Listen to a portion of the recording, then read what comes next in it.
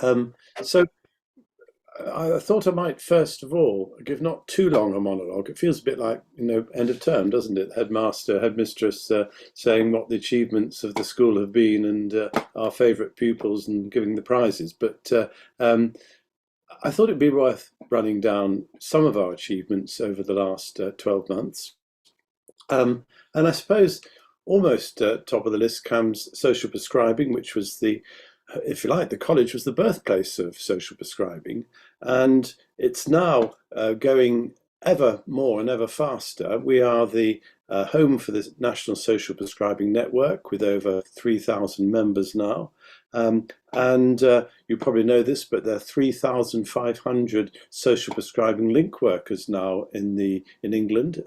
In fact, every GP practice now, just about, has a link worker, and it's fast developing elsewhere as well. We've got 30 different countries now, part of the Global Alliance for Social Prescribing, and at various stages of development. And Sir Michael Marmot at our conference on social prescribing last year said he thought that social prescribing was the biggest single influence on health inequalities. And also, of course, it's a Trojan horse for developing healthy communities. And I believe it's doing more than that. It's actually changing the whole face of what medicine is. A survey only a couple of weeks ago showed that 97% of GPs are now favourable to social prescribing, which is quite something given some of the hostility and apathy towards social prescribing of only a few years ago.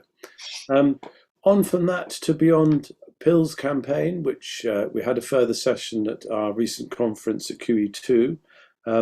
The whole idea was triggered, as you may remember, by the chief pharmacist's report just a little over a year ago, saying that we are prescribing 10% too many medicines, and we should look, beyond pills when it comes to how we might heal people and improve their health. Now, we're going to be discussing this later, but all I can say at the moment is we've got numerous colleges and other people signed up to this campaign, and Sarah's going to be speaking about it later, but I just wanted to say that we've got some big announcements coming in the autumn as that whole campaign goes up another step. Now, at the end of June, only a few weeks ago, we had our integrated conference and personal health conference, which many of you were at. We had 3,000 delegates, would you believe it, from 40 different countries. Quite a drum roll, I think, for the college and for our ambitions. And probably now it is the largest and the most significant conference of its kind worldwide, and really puts us on a very open stage to try and move many of our ideas forward. Incidentally, it was fully booked 2 weeks before it actually opened, and we already have a date for next year's conference, and we'll be looking at that conference later on today. The other thing that I should mention was at that conference we launched the Mood for Food campaign, which has been very ably led by Dr. Uma Naidu, who is a Harvard psychiatrist and nutritionist, and who's produced this good health guide for mood, again substantiating our work in saying that we don't always need to have pills as the solution for various things, and hitting the right note at a time when mental health, especially post-COVID and especially amongst the young, is such an enormous issue. And Simon Mills at the same conference produced his new initiative, which is instead of antibiotics. Absolutely crucial at a time when there's overprescribing of antibiotics, increasing antibiotic resistance. But many doctors say, well, what else can we do? And Simon has given us the answers there. Our Prescribing in Schools initiative, social prescribing in schools initiative, is drawing to its close this autumn.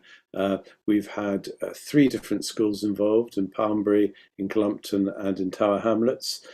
We've learned a lot. I can't say it's all been universally successful, but we've also now linked with schools in Cornwall who are actually perhaps giving a real lead to where social prescribing needs to go and is successful, and mixing together some of our challenges and experiences in the other 3 schools and what's going on in Cornwall. We'll be producing a report for next March, which will be at the combined social prescribing conference at South Bank Centre, where we're expecting about 800 people internationally for that.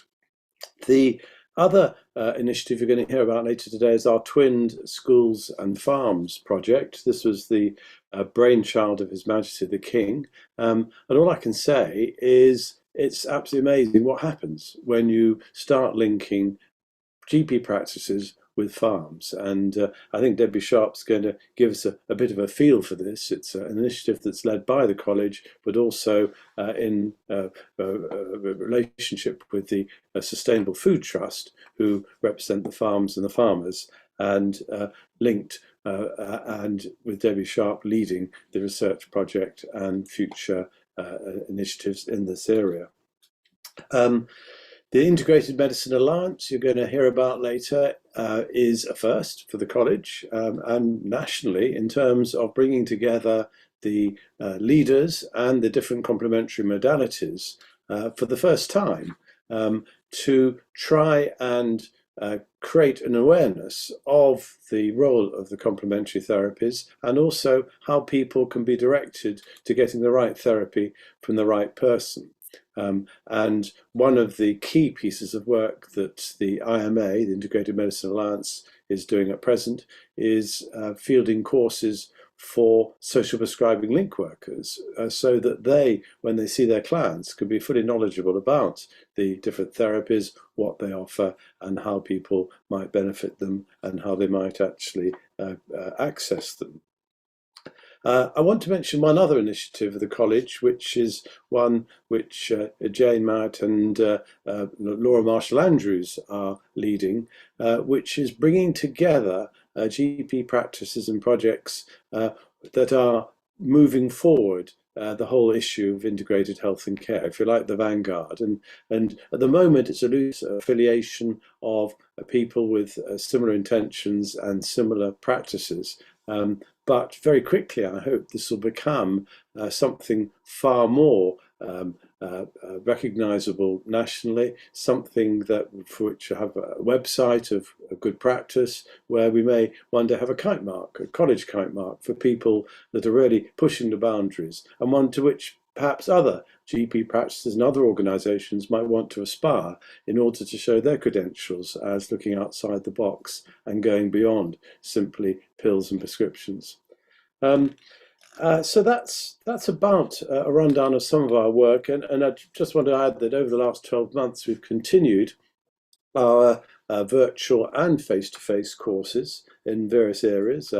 Sarah Bazin, our trustee, holds the prize as the longest running course for exercise. And as I said earlier in our council meeting, it's almost now as long running as the Mousetrap was in Theatreland. But I do want particularly to thank those who have been running the courses, including Sarah, Freddie Jacquin, Heather Richards, John Miller, and Stephen Hine.